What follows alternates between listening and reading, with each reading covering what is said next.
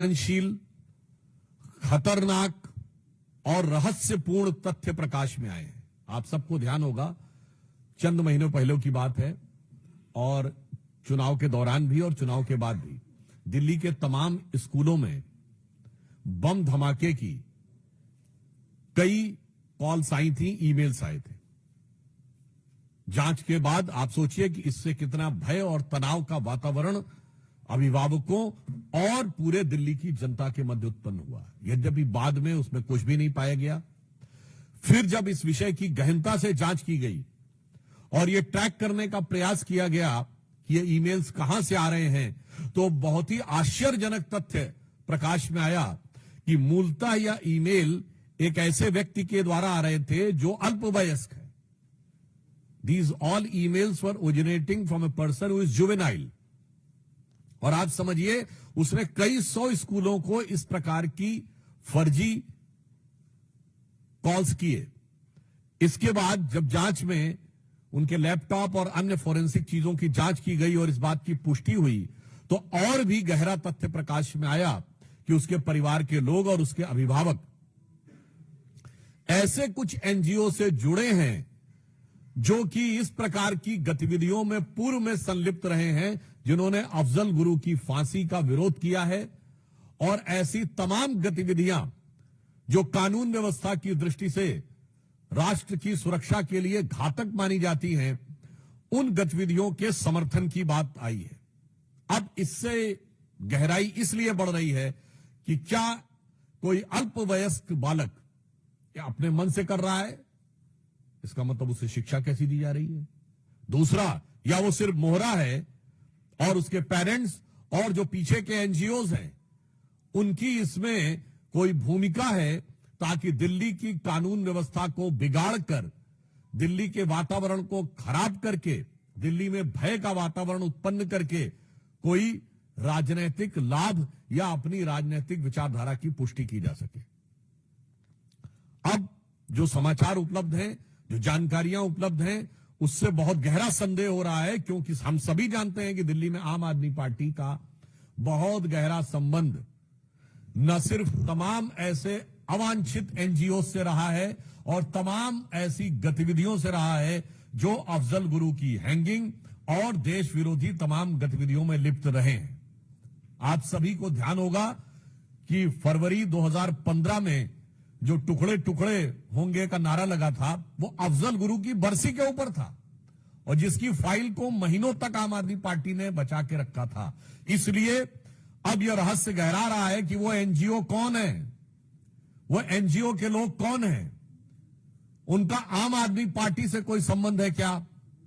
क्योंकि ये बात हम ऐसे हवा में नहीं कह रहे हैं। आम आदमी पार्टी की मुख्यमंत्री आतिशी मरलेना जी के दोनों पेरेंट्स ने अफजल गुरु की क्लीमेंसी के पिटीशन का समर्थन किया था, तो यह बात सीधे संबंध जुड़ता हुआ दिखाई पड़ रहा है। यानी वहां के सर्वोच्च नेतृत्व के साथ, और उस जमाने में याद करिए वो सब लोग, प्रशांत भूषण, शांति भूषण, अन्य बहुत सारे लोग थे, आप बड़ी लंबी लिस्ट है, वो सब उस समय आम आदमी पार्टी के सदस्य थे। यानी आम आदमी पार्टी का एक संगठन के रूप में उनके साथ संबंध बहुत साफ दिखाई पड़ रहा था।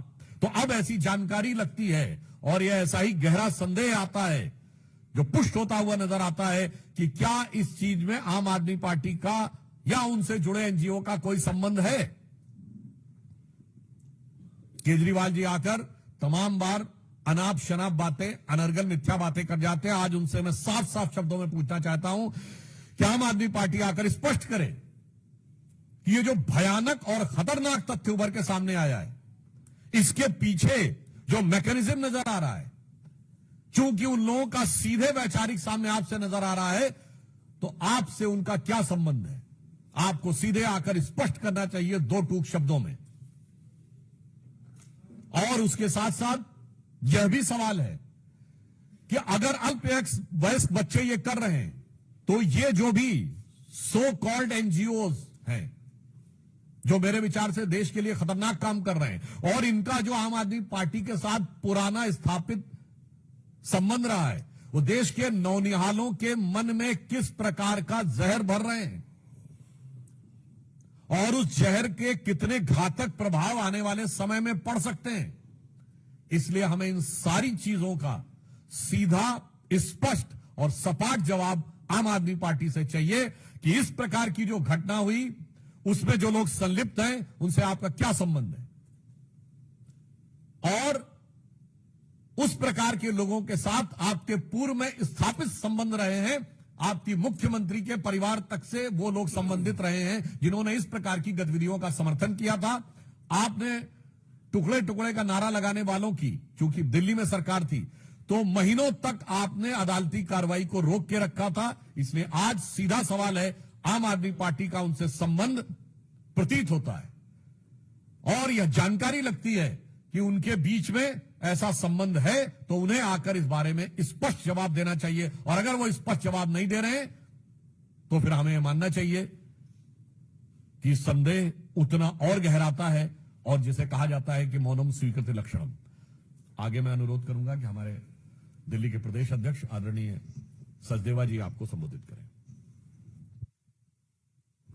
धन्यवाद सुधांशु जी। मित्रों, ये संयोग नहीं है। दिल्ली में जब जब विधानसभा चुनाव होने लगते हैं उससे पहले दंगे का माहौल बनाना और दिल्ली को डराने और दहलाने की कोशिश करना। उत्तर पूर्वी का दंगा हम भूले नहीं हैं, शाहीन बाग हम भूले नहीं हैं, और अब जब जमीन खिसक रही है,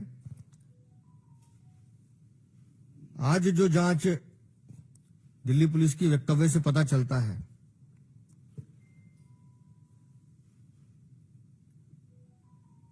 जुवेनाइल को आगे कर जिस एनजीओ का नाम सामने आ रहा है और जो संबंध अफजल गुरु से मिलता हुआ दिखाई दे रहा है, मुझे ये कहने में कोई संकोच नहीं है कि कहीं ना कहीं अरविंद केजरीवाल, आम आदमी पार्टी कहीं ना कहीं इसके घेरे में है, और इसके पीछे के कारण हैं। मैं बार बार कहता हूं कि दिल्ली में अवैध रोहिंग्या बांग्लादेशी बसाने का काम अरविंद केजरीवाल खुद करते हैं। अभी जो बांग्लादेशी एजेंट पकड़े गए, उनके पास जो कागज पकड़े गए, इनके 2 विधायक महेंद्र गोयल और जय भगवान उपकार, उन दोनों के हस्ताक्षर हैं, वो सर्टिफाई कर रहे हैं, नकली आधार कार्ड बनवाए जा रहे हैं। हर वो व्यक्ति जो देश का दुश्मन है, देश को तोड़ने की साजिश रखता है, वो कहीं ना कहीं अरविंद केजरीवाल और आम आदमी पार्टी का भागीदार मिलता है। विदेशी फंडिंग से ये पैसा लेते हैं वो एजेंसी जो देश के दुश्मन है, जो देश का भला बुरा चाहते हैं, गुंडों को पालने का काम ये करते हैं। एक विधायक नहीं है, लंबी चौड़ी 20-21 लोगों की फेरिस्त है। मकोका में बंद है इनका विधायक, उसकी पत्नी को टिकट देते हैं। मजबूरी देखिए अरविंद केजरीवाल की, घुटनों पर बैठा है, घुटनों पर बैठा है उसके। क्यों? क्योंकि वो नरेश बालियान इसका नाम ना ले ले। मकोका में बंद है, और मकोका में बंद होना मतलब आप समझो वो आदमी जो बिल्कुल देश का दुश्मन हो। रंगदारी, वसूली, हत्या, क्या है जी? आपराधिक मुकदमे जिनके इतने विधायकों पे हैं, किसी पे नहीं है। पर आईना दिखाओ तो इसको मिर्चें लगती हैं। जिस दिशा में जांच जा रही है, निस्संदेह वो एनजीओ, आतिशी मार लेना, अरविंद केजरीवाल, आम आदमी पार्टी कहीं ना कहीं एक सूत्र में बनते हुए नजर आएंगे। दिल्ली को दहलाने की कोशिश, 400 स्कूलों में फर्जी मेल करवाना, और वो भी एक जुवेनाइल से,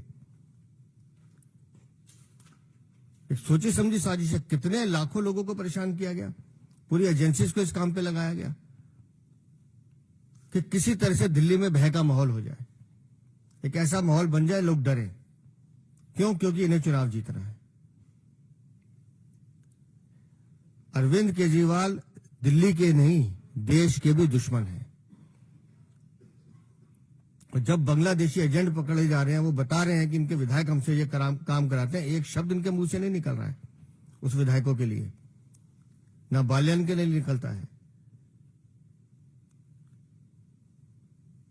तो मुझे तो लगता है कि एक बहुत बड़ा खुलासा जल्द कुछ दिनों में होगा, जिसमें इन भ्रष्टाचारियों का, इन आततियों का, और ये जो दिल्ली को पूरी तरह से बर्बाद करने की कोशिश कर रहे हैं, ऐसी आपदा पार्टी जो दिल्ली में सचमुच आपदा बनकर टूट पड़ी है, वो जब जांच सामने आएगी तो वो सत्य भी सामने आएंगे और इस आपदा से मुक्ति दिल्ली को मिले, ये बहुत जरूरी है, क्योंकि इन्होंने दिल्ली को बर्बाद करने का काम किया। प्रश्न साधना मंत्री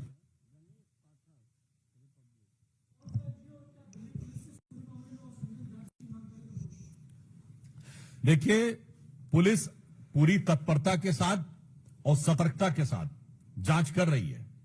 वो है टेक्निकल और लीगल एस्पेक्ट। आज सवाल मॉरल और पॉलिटिकल है। आम आदमी पार्टी को इसका नैतिक और राजनैतिक जवाब देना चाहिए।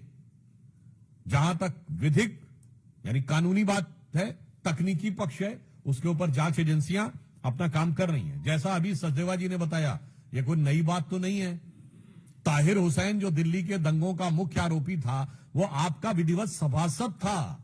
सोचिए कितनी बड़ी आपदा है ये लोग। मनीष सिसोदिया जी की बाइट अवेलेबल है, शाहीन बाग मेरे दिल में है।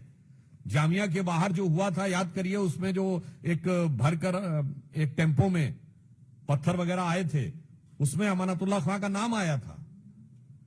तो ये कोई नई बात नहीं। और मैं पुनः कह रहा हूं, भारत तेरे टुकड़े होंगे का जो जेएनयू में नारा लगा था फरवरी 2015, उसमें सब यही एनजीओ लॉबी वाले शामिल थे। और वो अफजल की बरसी पर था। आप में से बहुत से लोग भूल गए होंगे कि वो ओकेजन क्या था। और उसकी कार्रवाई कोर्ट में ना होने पाए, महीनों तक फाइल दबा के रखी थी आम आदमी पार्टी की सरकार ने। और जैसा बताया उन्होंने कि उनके विधायक माफियाओं से भी बात करते हुए मिले हैं। और वो भी जानकारी मीडिया में आई है कि बांग्लादेशी घुसपैठियों के बारे में जांच के लिए शायद आज ही उनके विधायक मोहिंदर गोयल जी के से पूछताछ भी की गई है। तो अब यह साफ दर्शा रहा है कि ये दिल्ली की सुरक्षा और व्यवस्था के लिए भी आपदा बनते हुए दिखाई पड़ रहे हैं। यकीन है, टीवी यकीन। जिस तरह से पूरा मामला अभी केजरीवाल का भी इसमें हाथ है, तो क्या गिरफ्तारी की मांग करेंगे, अकेले की मांग करेंगे आप दिल्ली पुलिस के संबंध में? अभी जो जांच चल रही है, जो चीजें निकल के आ रही है, इसलिए हम उस बच्चे का भी नाम नहीं बता रहे हैं। एक बार तथ्य ऑन रिकॉर्ड आ जाए, मैं फिर निश्चित रूप से कह रहा हूं, अरविंद केजरीवाल, आम आदमी पार्टी और ये जो सारा घटनाक्रम है, ये आपस में जुड़ा हुआ है। बस ये एक लाइन और ऐड करना चाहूंगा। वो पार्टी जो कहती थी आरोप लगते ही इस्तीफा देना चाहिए, ये उस जमाने का वाक्य है ना, जब टोपी पहनी हुई थी। और जब टोपी पहना दी है जनता को, तो उसके बाद आरोप लगने के बाद सफाई तक नहीं देते हैं, आके उल्टा सवाल करते हैं। दिखाओ बताते हैं।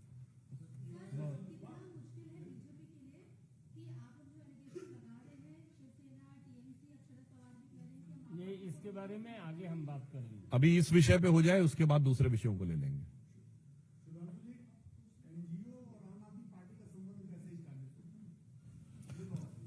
इस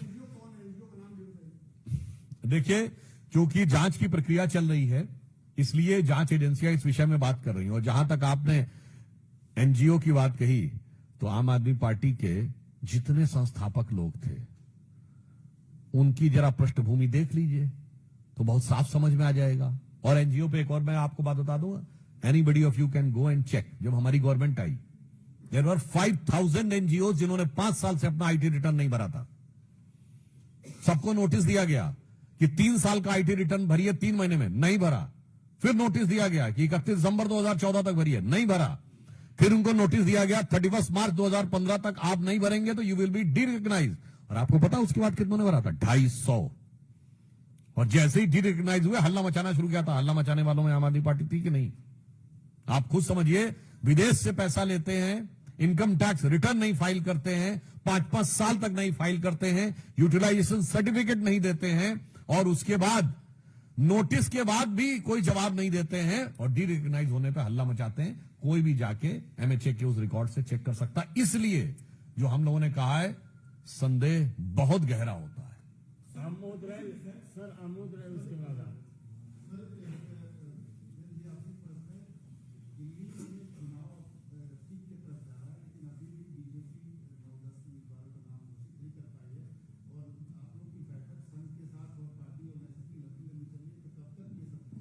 नहीं, मैं इसको करेक्ट करता हूं कि घोषित नहीं कर पाई है। घोषित नहीं करने के पीछे कुछ रणनीति है। समय आने पे 17 तारीख लास्ट डेट है, उससे पहले घोषित भी होंगे और वो प्रत्याशी जीतकर भी आएंगे। और जहां तक बैठकों की दौर चलता है, तो किसी भी लड़ाई को जीतने के लिए तो चर्चा होती है। तो उस चर्चा को बताने से तो लाभ नहीं है, उसका परिणाम आएगा तो सामने आएगा। आप thanks now. My question is that throughout we have seen that Aam Aadmi Party is in a denial. When they are arrested, they say that ED and CBI has been used as a weapon by the present government. When there is a liquor scam, and that is mentioned in the CAG report, they say the CAG report is prepared in the BJP office. When illegal immigrants case is coming out, they say it's a vendetta politics. Here in this case also they will be coming out with something. So how the things have really changed? Actually, the question he has raised, it's given a very peculiar example of how the so-called new politics has emerged. I just ask you, name a single political party in the previous time after allegations which were not in the denial mode. When Lalu Prasad Yadav ji went to jail, he was in denial mode. कि मैंने कुछ नहीं किया है. When Suresh Kalmadi went to jail, when Shibu Soren went to jail, when Karunanidhi went to jail, everybody was in denial mode. So this is a typical characteristic of the old style politics which these so-called champions of new politics have embodied themselves in it. तो जिसे कहेंगे ना, रफ्ता रफ्ता वो मेरी हस्ती का साया हो गए। अब पुरानी पार्टियां कह रही हैं आप भी हमारी तरह हो गए। अंतिम प्रश्न है ठाकुर रविंद्र सिंह, चैलेंज आज छोड़ दीजिए।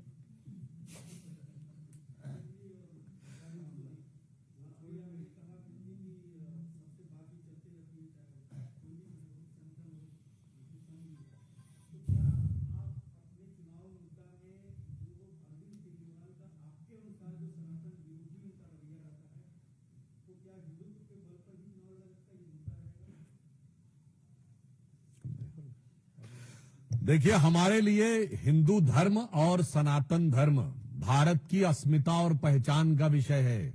हमारे लिए राजनीति और चुनाव का विषय नहीं है कि 2022 के गुजरात चुनाव के समय वो डिमांड करें कि नोट पे गणेश लक्ष्मी जी की फोटो होनी चाहिए और जैसे ही चुनाव समाप्त हो उसके बाद सुई पटक सन्नाटा। तो बस इससे दिखाई पड़ता है, और ये भी कोई वो बात नहीं है, कांग्रेस भी हमेशा ऐसा ही करती रही है। तो अरविंद केजरीवाल जी के लिए मैं कहना चाहूंगा, और आप देखिए कितनी मजेदार बात यह है, एक दूसरे पे आरोप लगाते हैं, वो सारी बातें अलग करते हैं। आम आदमी पार्टी की अब जो स्थिति है, हमारे प्रदेश अध्यक्ष जी बैठे हैं, बेहतर बता सकते हैं कि अब दीवार पे लिखी इबारत की तरह साफ दिख रहा है कि आम आदमी पार्टी हारने जा रही है। तो उनकी वो स्थिति है, वो जो पुराना गीत था ना, उसके बाद नए नए रूप बदल रहे हैं। तो स्वरूप धरे जीने के लिए बैठे हैं हजारों जहर पिए, ठोकर न लगाना हम खुद हैं गिरती हुई दीवारों की तरह।